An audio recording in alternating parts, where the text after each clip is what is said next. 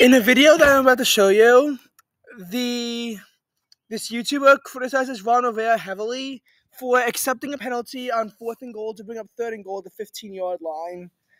This video is going to defend that decision and explain why the decision was not as stupid as it may seem at first.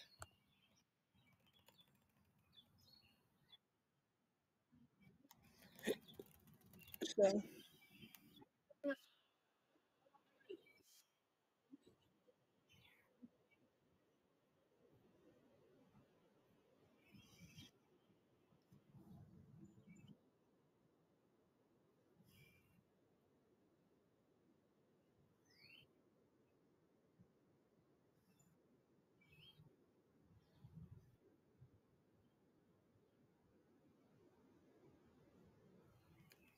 yeah, let's see.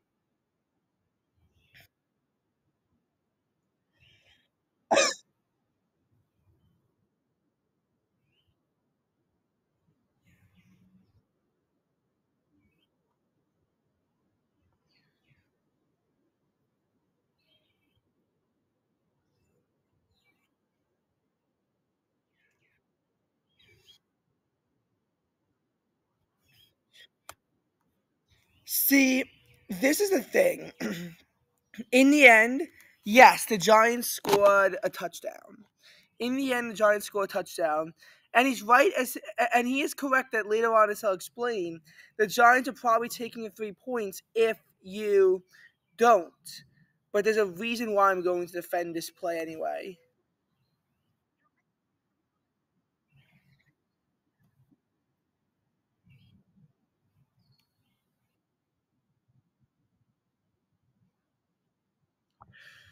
See, that was in week 7 of the NFL season.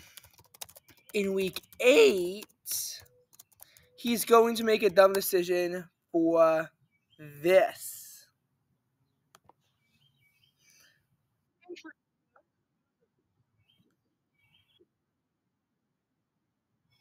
Wait.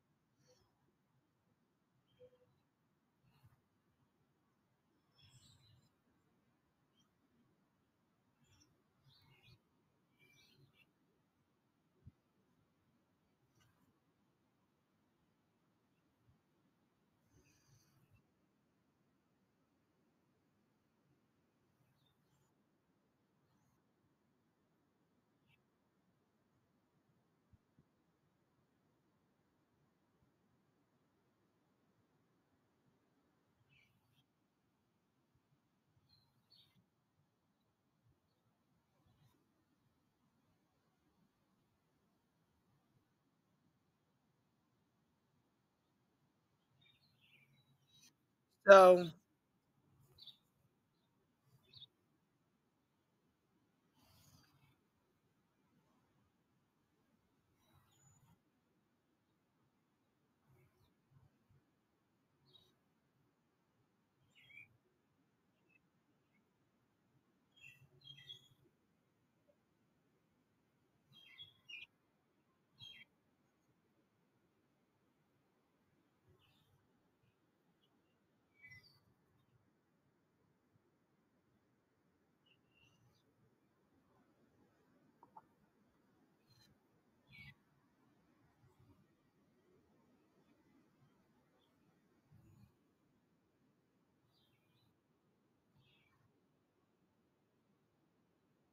and this is the most important part that you have to understand. And if you look at the bottom left, Gano's injury was known as early as week 6, so you can't even say that it was something that only cropped up before week 8. It was known in week 6.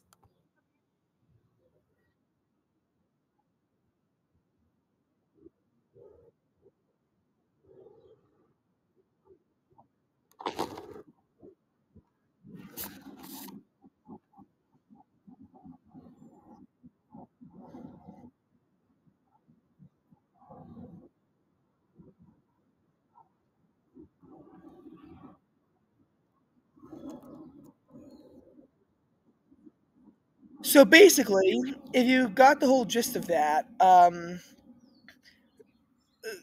Dable is being bashed for attempting a 35-yard field goal, and yes, part of it is you only need a yard to end the game, but he'll even say later in the video that if it's a healthy kicker, trusting Zach Wilson to go um, down the field and score a touchdown in 24 seconds is unrealistic. I just couldn't find where that was. So I really can't blame Ron Rivera that much, especially because you look at it and they're back up to the 15-yard line. So that'll be a 33-yard field goal. Yes, one could make the argument that 33 is closer than 35, and even the status for 30 plus yards, you can't assume that um,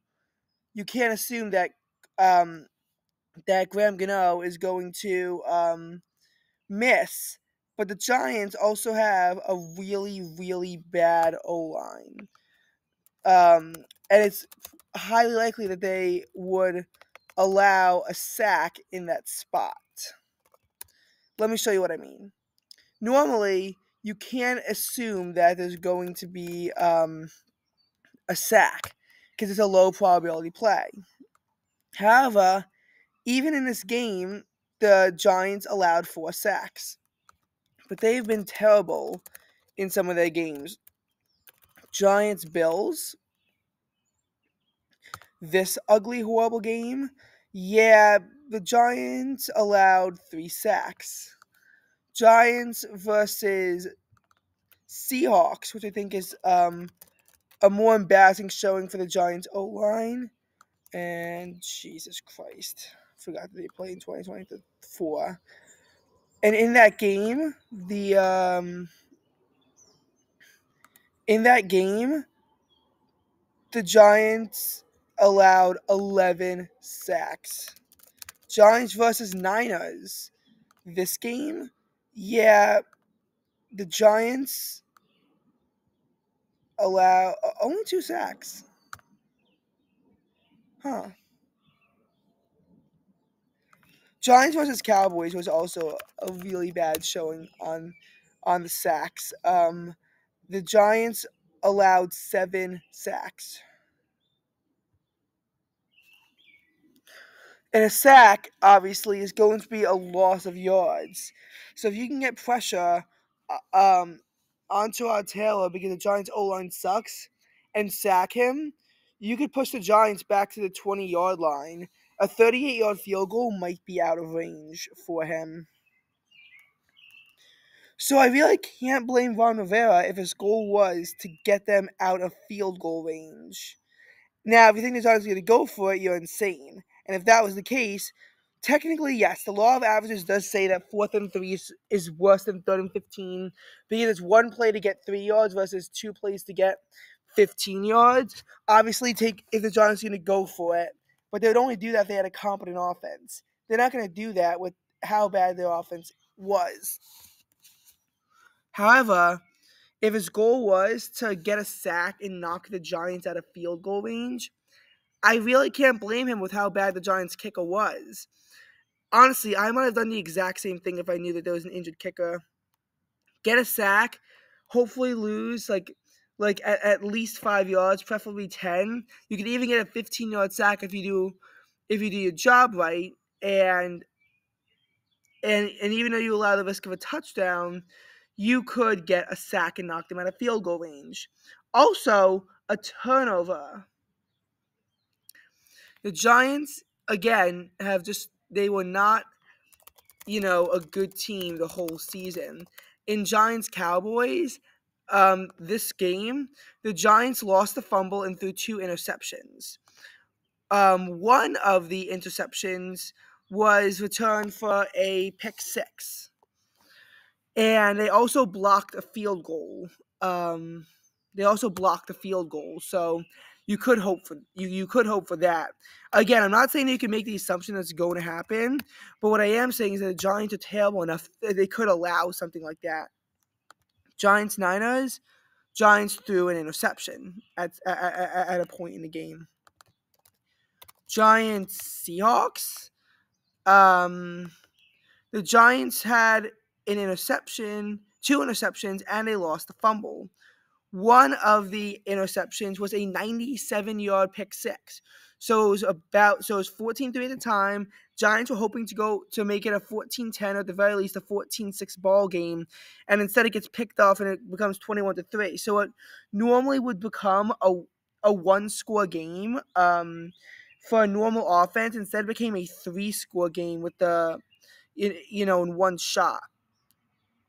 Uh, then you also have the Giants Bills game where they actually didn't have a single turnover. I'm impressed. Giants Dolphins, which is the other one I forgot to show you, where the Giants allowed 7 sacks, but also didn't have a turnover. Huh. Maybe they'll begin to clean up on the turnovers. I mean, I still don't know how you lose a turnover battle 3-0 and still win 31-16. But again, the Giants have been a terrible team.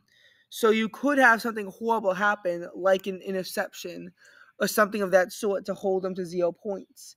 Honestly, normally you can't think like this, and the Giants have also been improving. So you really can't think like this. But this is a case where you could have a higher chance of allowing an interception or knocking him out of field goal range and getting a touchdown. So I could see Ron Rivera wanting to redo that down and give his team a chance to stop the Giants.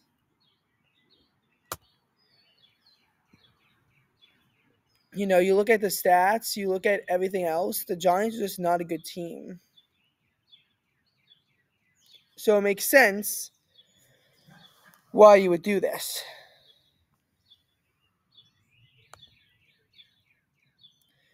And that's why I really have to come to Ron Rivera's defense in this decision. Because you look at how bad the team is. Realistically, you could walk away allowing 0 points, or in a best case scenario, scoring 7 points of your own if you can get a pick six. So, could you really say it was that bad of a decision? I mean, I can't.